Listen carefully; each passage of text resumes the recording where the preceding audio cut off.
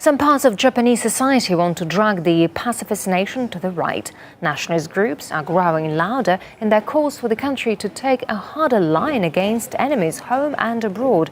RT's Alexei Yarashevsky looks at the possible political repercussions for the entire region there.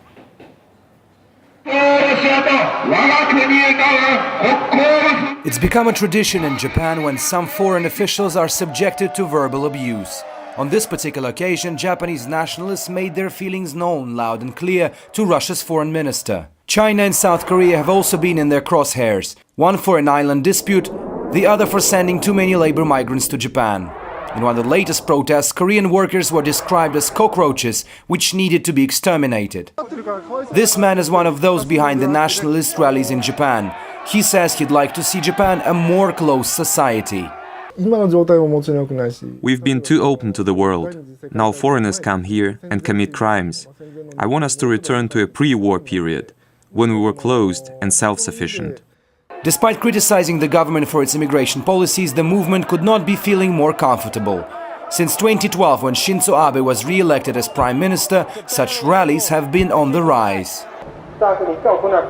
Those are not only foreign nationals and delegations getting the stick from Japanese nationalists. There are locals who have directly suffered from their country becoming more far-right. These school teachers have been protesting because they lost their jobs for not complying with what they call ultra-nationalist regulations in schools. They made it an obligation to listen to the national anthem before classes. I told my pupils, part of whom were not even Japanese, that it wasn't obligatory to stand up. And then I got fired. But it's not only about instilling national pride. Speculation is rife that with all this stronger Japan hype, Abe is eager to amend the 1947 constitution, namely Article number 9, which prohibits Japan from having any kind of army other than for defense purposes. In the increasingly intertwined world, we can't ensure the peace of our nation without proactively taking a role in the peace and security of the world. Why don't we take steps forward on the issue of constitutional amendment? But not everyone is buying it. A more far-reaching goal could be reshaping the regional balance of power. There has been a talk among high-profile politicians, including former prime ministers, on launching a public debate whether Japan should have nuclear weapons.